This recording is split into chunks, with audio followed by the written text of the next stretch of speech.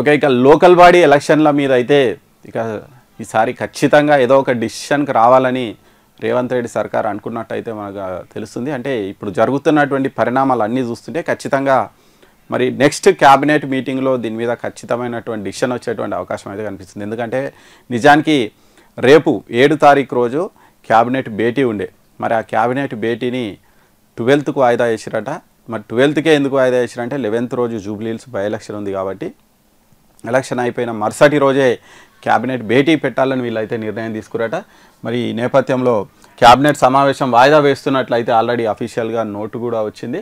మరి స్థానిక సంస్థల ఎన్నికల మీద హైకోర్టు ఇచ్చినటువంటి తీర్పు ఆధారంగా ఆల్రెడీ మొన్న హైకోర్టు సూచనలు చేసింది. అసలు మీరు ఎప్పుడు చెప్తారు ఏంటి అంటే మాకు 23 తారీఖు వరకు టైం ఇవ్వండి అని హైకోర్టును ప్రభుత్వం అడిగినటువంటి నేపథ్యంలో ఇక 23 తారీఖు కూడా దగ్గరకు వస్తుంది కాబట్టి ఈ లోపలనే వీళ్ళు డిసిషన్ తీసుకోవాలి ఖచ్చితంగా. ఆల్రెడీ హైకోర్టు చాలా క్లియర్గా చెప్పింది, మేము ఎలక్షన్లను ఆపమని లేదు, పాత రిజర్వేషన్ల ప్రకారం మీరు ఎలక్షన్లు పెట్టుకోండి. ఇప్పటికే చాలా లేట్ అయింది, 6 months లోపలనే అంటే స్థానిక సంస్థల గడువు తీరిన తర్వాత 6 months లోపలనే ఖచ్చితంగా మళ్ళీ ఎలక్షన్ పెట్టాల్సినటువంటి అవసరం ఉంది. కానీ మీరు అది రాజ్యాంగంలో కూడా రాసింది, మీరు ఆ రాజ్యాంగాన్ని ఉల్లంఘించి మరి ఈ లోకల్ బాడీ ఎలక్షన్లను వాయిదా వేస్తూ పోతున్నారు. ఆల్రెడీ దగ్గర 2 ఏళ్ళు అవుతుంది సర్పంచులు లేక, 1 సంవత్సరంన్నర నుంచి ఎంపీటీసీలు లేరు, జడ్పీ చైర్మన్ లేరు, ఎవరూ లేరు. ఇవన్నీ కూడా అంటే స్థానిక సంస్థల ఎన్నికలు లేక మొత్తం పాలన కుంటుపడిపోయింది. ఇటువంటి సందర్భంలో కేంద్ర నిధులు కూడా ఆగిపోయినటువంటి సందర్భంలో ఖచ్చితంగా స్థానిక సంస్థల ఎన్నికలు నిర్వహించాల్సినటువంటి అవసరం ఉంది.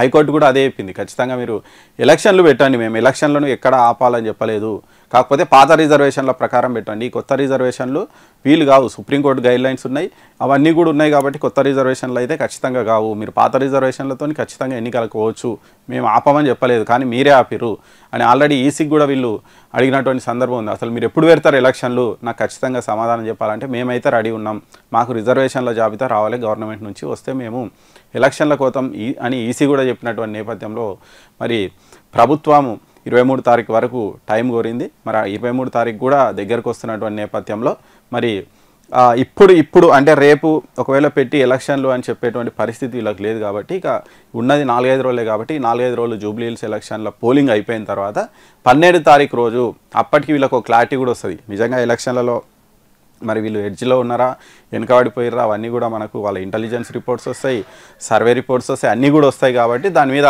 ఒక నిర్ణయం తీసుకునేటువంటి అవకాశం ఉంది. ఖచ్చితంగా ఇక గెలుస్తారు, ఇక ఏం ప్రాబ్లం లేదు అనుకుంటే ఖచ్చితంగా ఈ నెల 12 తారీఖు రోజు వీళ్ళు ఒక క్లారిటీ ఇచ్చే అవకాశం ఉంది. మేము పాత రిజర్వేషన్ల ప్రకారమే ఎలక్షన్లకు పోతున్నాం, మాకు వీలు కావడం లేదు, బీసీలకు 42% రిజర్వేషన్లు ఇచ్చే పరిస్థితి లేదు కాబట్టి పాత రిజర్వేషన్ల ప్రకారం పోతున్నాం, పార్టీ పరంగా మేము 42% ఇస్తామని వీళ్ళు చెప్పి అనౌన్స్ చేసి ఎలక్షన్లకు పోయేటువంటి అవకాశం అయితే ఉందని చెప్తున్నారు. దానికి సంబంధించి పొంగులేటి శ్రీనివాసరెడ్డి కూడా ఆల్రెడీ చెప్పినట్ట ఈ క్యాబినెట్ మీటింగ్లో మేము స్థానిక సంస్థల ఎన్నికల మీద చర్చించి ఒక నిర్ణయం తీసుకుంటామని కూడా చెప్పారట. ఈ నేపథ్యంలో ఖచ్చితంగా 12th రోజు స్థానిక సంస్థల ఎన్నికల మీద ఖచ్చితమైనటువంటి ప్రకటన వచ్చేటువంటి అవకాశం ఉంది. ఈసారి ఒకవేళ ప్రకటన వచ్చింది ఎలక్షన్లు పెడతామని అంటే ఇక వాయిదా పడేటువంటి అవకాశం అయితే లేదు. ఎందుకంటే మనం ఆల్రెడీ మేము చెప్పినాం ఎలక్షన్లు 42%తోని కావు అన్నాం, అది కాకుండానేమైనాయి.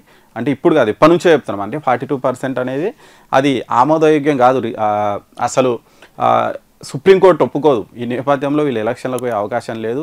షెడ్యూల్ వచ్చినా వాయిదా పడుతుంది, నోటిఫికేషన్ వచ్చినా వాయిదా పడుతుంది అని చెప్పినాం, దానికి తగ్గట్టే వాయిదా పడ్డది. ఈసారి కనుక వీళ్ళు 50% బిలోతోనే మేము పోతామంటే ఇక ఖచ్చితంగా ఎలక్షన్లు అవుతాయి, దాంట్లో ఎలాంటి సందేహాలు లేవు. కాబట్టి ఇప్పుడు ఎలక్షన్లు అయ్యేటువంటి అవకాశం అయితే చాలా స్పష్టంగా కనిపిస్తుంది. దీనికి తగ్గట్టే ఆల్రెడీ 2 పిల్లల నిబంధనను కూడా ఆల్రెడీ ఎత్తేసిరు, ఆల్రెడీ ఆర్డినెన్స్ కూడా వచ్చింది.